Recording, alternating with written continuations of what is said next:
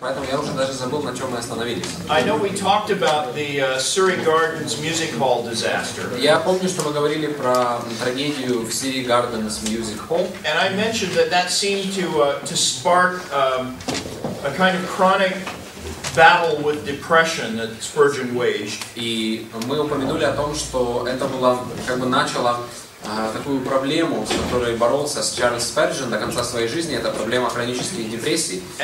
And so I want to talk about that and talk a little bit about the depression Sperdzien fought with. Поэтому я хотел бы поговорить об этом и немного о депрессиях, с которыми боролся Сперджен. Also, you said to remind you how he prepared your sermon. So, remind me this. Because I forgot. I thought we did that. Ну, я сказал, что также вы попросили напомнить о том, как Сперджен готовится к проповедям. Sperdzien was an incredibly productive man. Сперджен был невероятно продуктивным человеком. At his 50th birthday, someone published a list of 66 organizations that he had founded. Когда ему исполнилось 50 лет, в одном издании был опубликован список из 66 организаций, которые он основал. At the time, he was still in charge of most of them. И к тому времени он по-прежнему возглавлял большинство из них. He despised the thought of taking it easy. Он презирал идею о том, что можно расслабиться когда-либо. He was a hard worker. Он был усердным работником. And he spoke about this. И он говорил об этом. Here's what he said. Вот что он сказал. No one living knows the toil and care I have to bear. Никто из живущих не знает о труде и заботах окружающих меня. I look after an orphanage. Я возглавляю сиротский приют. I pastor a church with 4,000 members. Являюсь пастором церкви, в которой 4000 членов. There are marriages and burials to be done. Я должен присутствовать на свадьбах, на похоронах. There is the weekly sermon to be edited. Должен готовить еженедельную проповедь. There's the Sword and Trowel magazine to be published. Должен публиковать журнал «Меч и мозоль». And he said on top of that, every week I get an average of 500 letters to be answered. И каждую неделю мне приходится отвечать около 500 писем. So you see, he was a busy man. Поэтому он был занятым человеком. And despite that, he struggled with the pain of his gout. You didn't know how to translate that, but. И несмотря на это, он также, мы помним, упомянули вчера о его серьезных проблемах со здоровьем, которые он испытывал. He had Bright's disease. У него была болезнь Брайта. I looked that up. I said yesterday I thought it was a liver thing, but it's actually an inflammation of the kidneys. Вчера я решил проверить, все-таки уточнить, что же это. Я сказал о том, что это болезнь Брайта, это воспаление печени, но на самом деле это воспаление почек. He began to feel this chronic pain at age 35. В 35 лет он начал чувствовать эту хроническую боль. And it progressively became so bad that he had to take time off from preaching. И она постепенно настолько ухудшилась, что ему пришлось на время остановить перестать проповедовать. His pain seemed to get worse every winter. И он говорил о том, что боль становилась хуже зимой. And as a matter of medical expediency, he ended up having to go to France every year to get out of the cold climate. И поэтому ему приходилось порой путешествовать во Францию для того, чтобы избавиться от этого плохого влияния холодной погоды. And as a matter of fact, it was in France where he died. И он умер во Франции. But his battle with depression began almost concurrent with the Surrey Gardens Music Hall disaster. Итак, его борьба против депрессии началась практически в то же время, когда произошла эта трагедия в Surrey Gardens Music Hall. This occurred the second year of his ministry, actually the third year of his ministry in London. Это произошло во время третьего года его служения в Лондоне. It was the same year he got married. В тот же год он женился. He and his wife were married on January 8th. Мы уже говорили с вами о том, что он женился на своей жене 8 января. She gave birth to twin sons on September 20th. Она родила мальчиков-близнецов 20 сентября. And just 1 month after the birth of his two sons is when this disaster occurred. И через месяц после рождения его сыновей произошла эта трагедия. Again, the seating capacity at Surrey Gardens Music Hall, I'll show you a picture of it. It was 10,000. Мы уже упоминали о том, что аудитория в Surrey Gardens Music Hall вмещала 10 тысяч человек. Я хотел бы показать вам позже слайд. But on that first Sunday, more than 10,000 people came. Но в то воскресное утро пришло более 10 тысяч человек. Again, someone shouted fire, there was a stampede, 7 people died and many people were injured. Кто-то закричал пожар, пожар, началась такая паника и погибло 7 человек. Spurgeon was 22 years old when that happened. И Сперджену было 22 года, когда это произошло. So he lived to be 58, that's how many more years? I don't know. Поэтому он прожил до 58 лет, поэтому получается еще 35 years or something. Еще 35-36 лет. For 35 years after that, he struggled with depression. Поэтому следующие 35 лет он боролся с депрессией. He said that the disaster brought him close to the furnace of insanity. Он говорит, что эта трагедия приблизила его к печи безумия. He believed he had recovered from that. Он считал, что это чувство оставило его. But it seems clear he really didn't. Но на самом деле видно, что это по-прежнему терзало его. You put that together with his pain, and his depression is understandable.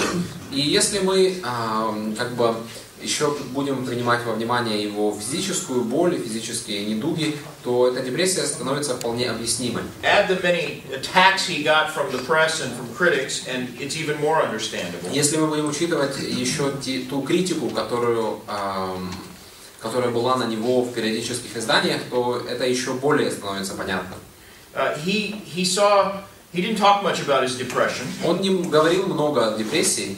He saw it as a negative feature. Он считал ее чем-то отрицательным. He said, depression is not a virtue. I believe it's a vice. Он говорит, что депрессия это не добродетель, депрессия это порок. He said, I am heartily ashamed of myself for falling into depression.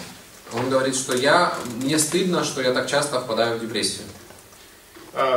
In 1858, 2 years after the Surrey Gardens Music Hall thing, в 1858 году, через 2 года после этой трагедии в Surrey Gardens Music Hall, he described a depression that came upon him that caused him to weep for an hour, and he didn't even know why he was crying. Он говорит, что на него нашла такая депрессия, что он плакал целый час и даже не знал, почему он плачет.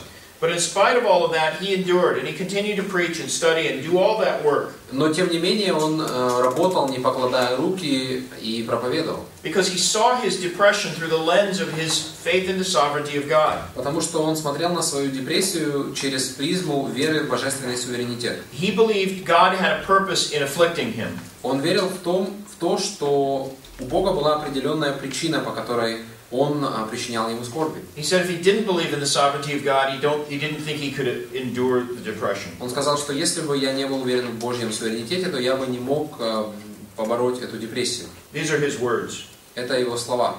It would be a very sharp and trying experience to me to think that I have an affliction which God never sent me. Он говорит, для меня было бы очень трудно понять, как я могу переживать скорби, которые Бог никогда не посылал в мою жизнь. That the bitter cup was not filled by his hand. Что эта горестная чаша не была исполнена его рукой. That my trials were not measured out by him. Что мои испытания не измерены им. That he were not in charge. Что он не стоит во главе всего.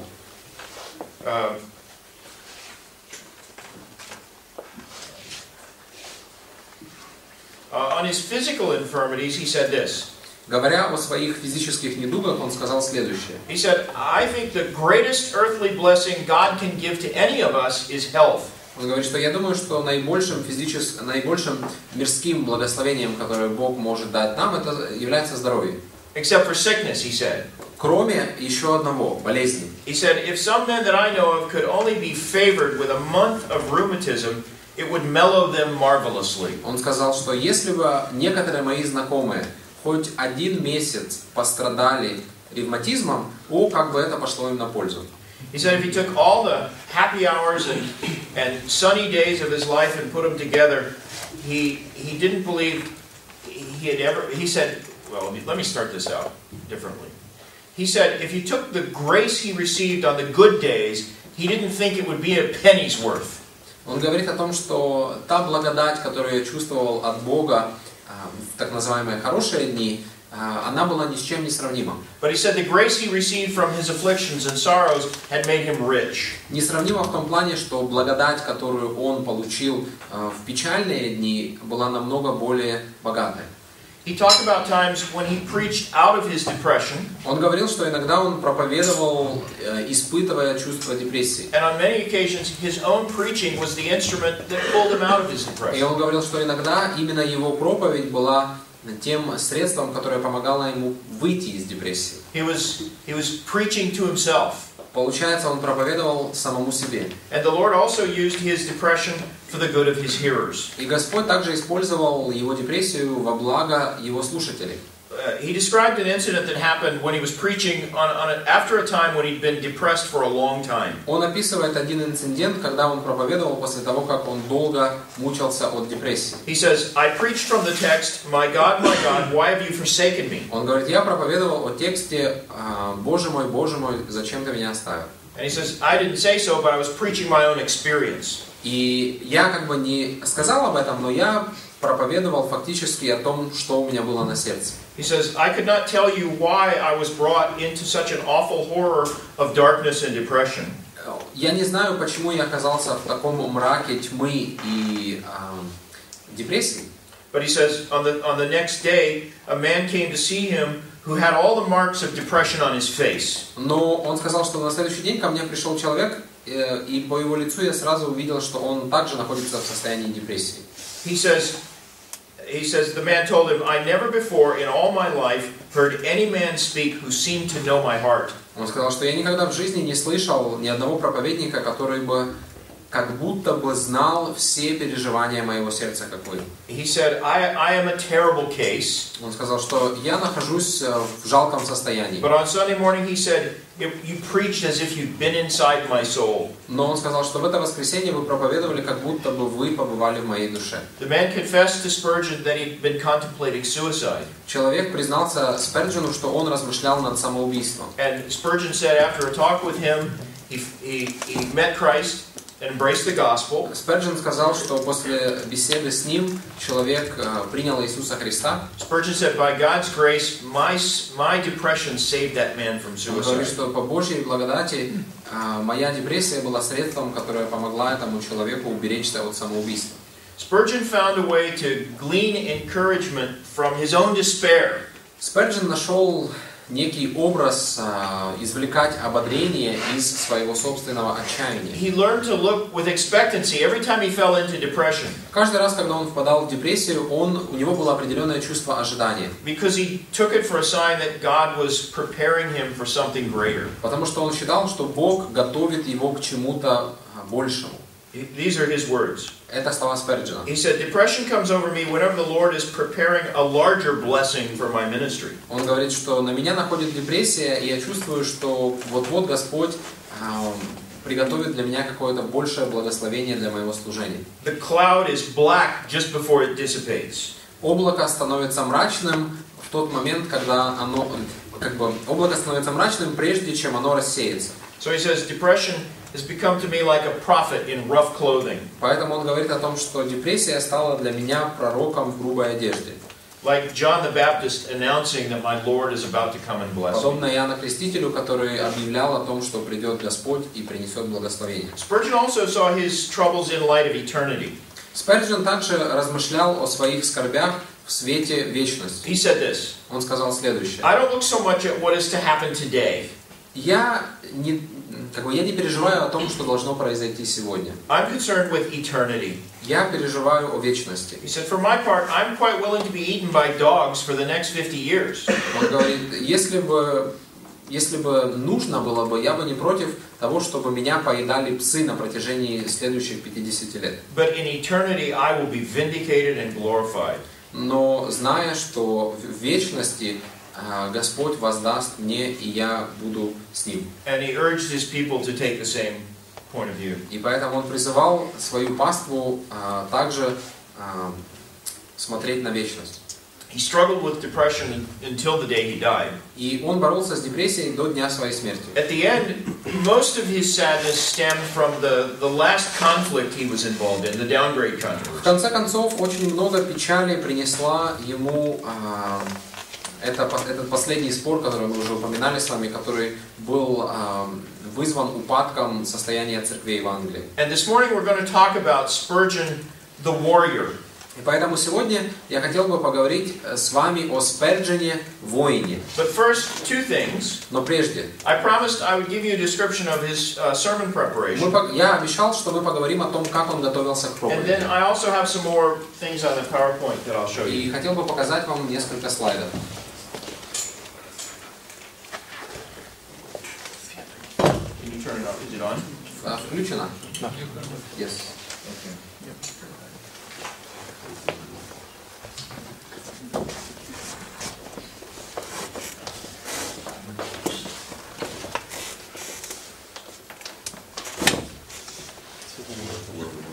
Свет надо.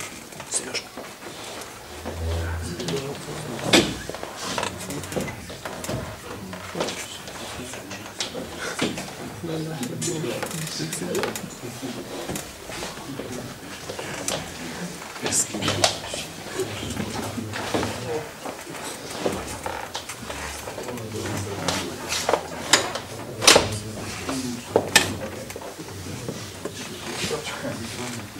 When Spergen first came to London, the newspapers, I mentioned they were highly critical of him.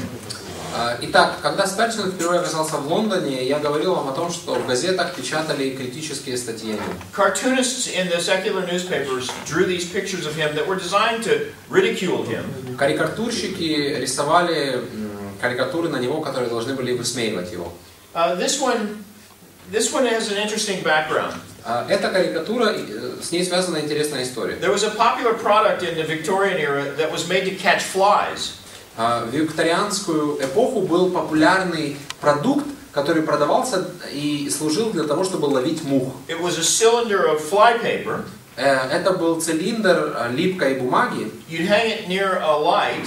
Его вешали возле источника света, фонаря какого-то. And the flies would stick to it. И, естественно, мухи прилипали к этой липкой бумаге. And this caricature shows him with one of those on his head. И в этой карикатуре этот цилиндр с липкой бумагой на голове у Сперджена. And these represent the souls of his listeners. Как бы эти мухи это души людей, которые слушают его. Now the newspaper was mocking Spurgeon, but he took this as a great compliment. И несмотря на то, что это должно было быть карикатурой, которая должна была опозорить Сперджена, Сперджен посчитал это за комплимент. Because it did reflect the fact that lots of people responded to the preaching of the gospel under his ministry. Потому что действительно очень много людей откликнулось на проповедь Евангелия. This cartoon was a little bit more favorable to Spurgeon. Эта карикатура тоже была как бы на Сперджена. Although it was contrasting two kinds of clergymen in England. В этой карикатуре сравниваются два вида церковнослужителей в Англии. This guy was the typical Anglican priest. Это обычный англиканский священник. He was dry and boring and all of that. Он был сухой и скучный. And Spurgeon is pictured as a kind of wild-eyed, hand-waving, arm-waving preacher. А Сперджен тут с таким диким взглядом, размахивает руками. There was a popular cough syrup. Был очень популярный сироп от кашля. It was called brimstone and treacle. Okay, do you know what brimstone is? Yes. Okay, treacle is like a really sickeningly sweet substance.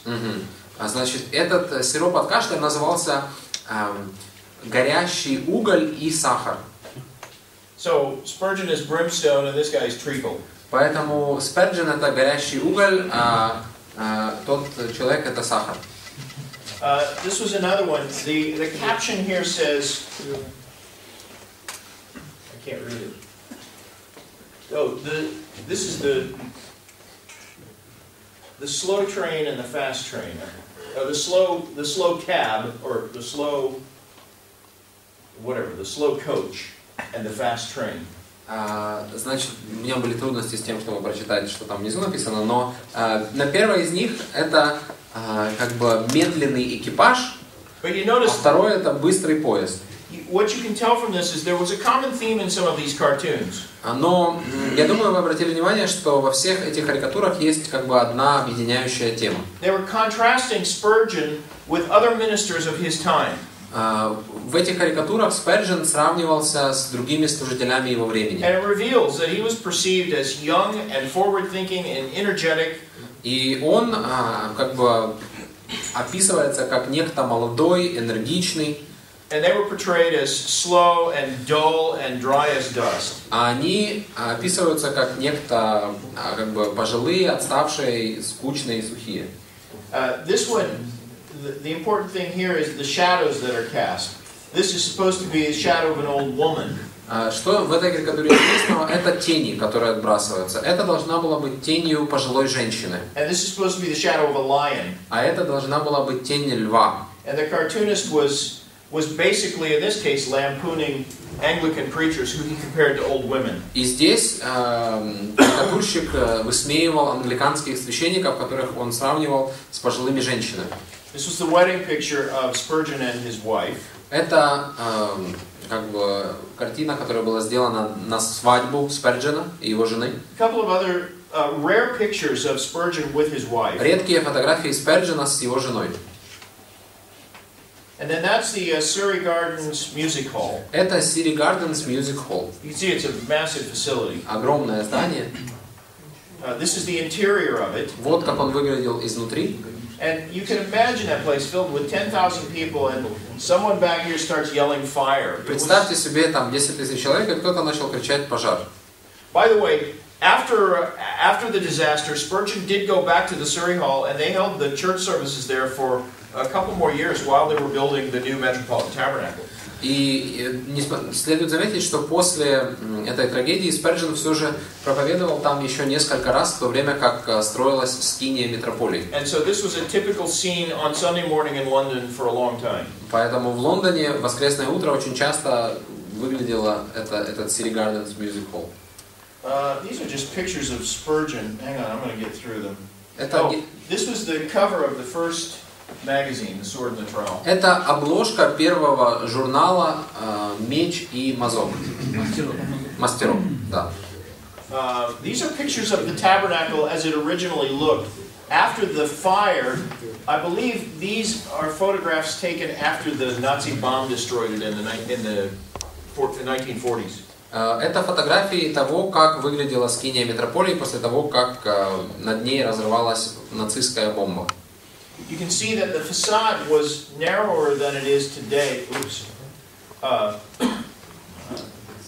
There are only one bank of windows on each side of the columns here.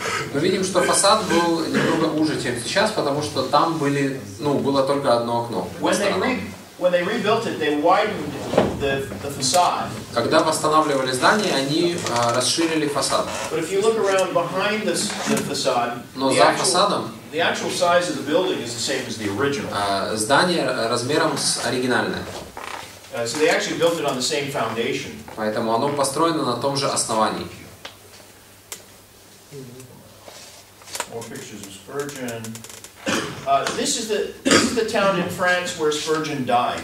Это тот город во Франции, где умер Сперджен. This is what it looked like in Spurgeon's time. This is typical hotel there today.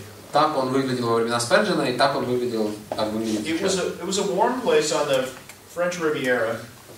Это было достаточно хорошее место с теплым климатом на французской ривьере. And this is a rare photograph of Spurgeon. Это тоже редкая фотография Сперджена. You notice he's using a walking stick. Обратите внимание, что у него есть трость. He would go there every year to try to recover from the ravages of his disease. Он ездил туда каждый год, пытаясь восстановиться от болезни. And it was there that he died. И там он умер, как я уже сказал. These are pictures of his funeral. Это фотографии с его похорон. It was one of the most heavily attended funerals of the Victorian era. Это были одни из самых больших похорон викторианской эпохи. You see in this this stone arch right here. Это каменная арка. That same arch stands at the entry to the cemetery today. Она по-прежнему находится у входа в это кладбище. And this was a photograph of Spurgeon's tomb taken just before they sealed it after they put the coffin in. И это фотография гробницы Сперджена, прежде чем ее накрыли камнем. I found this interesting because this is what the tomb looked like. Так выглядела эта гробница. This is a picture of the tomb after World War II. Так выглядела гробница после Второй мировой войны. A German bomb dropped nearby. Немецкая бомба упала рядом. And it damaged the tomb. It blew the door in, and this Bible here is a stone Bible that sits on a stone pillow. It fell off. И повредила, значит, эту гробницу. И вот эта Библия, которая лежит внизу, это каменная Библия, которая там вверху, на этом, да, она должна была стоять вот там вверху. After the war, the tomb was repaired, and that's what it looks like today. После войны гробница была восстановлена, и так она выглядит сегодня. That's enough. Хорошо. Это все. Now I want to read you a description of Spurgeon's sermon preparation from a contemporary source. Если хотите, можно уже открыть как бы жалюзи, потому что больше слайдов не будет. Поэтому хотел бы теперь... I just said that if you guys want to open up the blinds, you can do that, because there's not going to be any slides. Итак, поговорим теперь о том, как Сперджен готовился к проповеди. This is written by an American gentleman who made friends with Spurgeon and used to occasionally visit him in his home.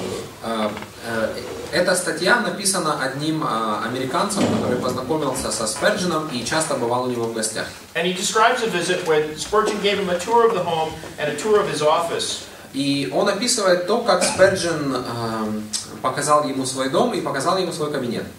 And so I'll read what the man wrote. Что же написал этот человек? He says, the most interesting object in his library was a small file of his sermon notes. Он говорит, что самым интересным объектом в его библиотеке была небольшая папка с его заметками для проповеди. Each one was on a half sheet of note paper or on the back of an ordinary letter envelope. Каждая из них была небольшого размера, говоря современным языком, это с пол листа А4, и некоторые из них были написаны на простом почтовом конверте. That's true, by the way. Это правда. There are several of Spurgeon's sermon notes have survived. Осталось несколько листов, на которых Сперджен писал заметки к своим проповедям. I've seen personally probably a dozen or more. Я видел около 12 их лично. And they're all on half sheets of paper or used envelopes. И все они как бы были на половине бумажного листа, либо на использованном конверте почтовом. It looks like the paper he wrote his sermon notes on were scraps of paper he retrieved out of the trash. Складывается впечатление, что он писал заметки для проповеди на каких-то листках бумаги, которые были уже использованы и ненужные, просто попались под руку. And he could easily fit it on a small piece of paper because all he took to the pulpit was an outline.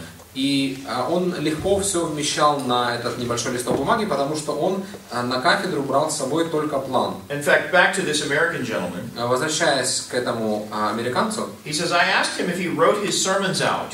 Я спросил у него, писал ли он все слова своей проповеди. Spurgeon's answer was, I would rather be hung. Сперджен сказал, что лучше пусть меня повесят. That's something, by the way, that I'm very unlike Spurgeon. И это, наверное, одна из самых больших разниц между мной и Спердженом. When I preach, I do write my sermons out. Потому что я всегда пишу всю свою проповедь. And I would rather be hung than go in the pulpit without. И поэтому пусть меня лучше повесят, чем выпустят за кафедру лишь с планом. And so this fellow continues describing how Spurgeon prepared his sermons. И поэтому далее этот американец пишет о том, как Сперджен готовился к проповеди. His usual method was to select the text of his Sunday morning sermon on Saturday about 6 or 7 o'clock. Он говорит, что, как правило, он выбирал текст на воскресенье в субботу в 6 или 7 вечера. It means 6 or 7 o'clock in the evening. В 6 или 7 вечера. He says then he would spend a half hour arranging a skeleton and put it on paper. Далее он проводил около 30 минут, пытаясь составить скелет и отобразить его на бумаге. He left all the rest of the content until he reached the pulpit. Все остальное он